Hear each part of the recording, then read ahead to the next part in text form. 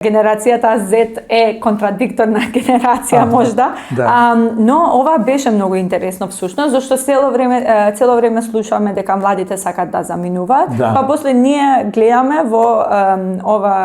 од испитаниците дека не би сакале да заминат и ова беше неочекувано од наша страна. Во некои земји не би сакале. Во некои земји, ама секаде над 50% тие што би сакале, мислам, да останат.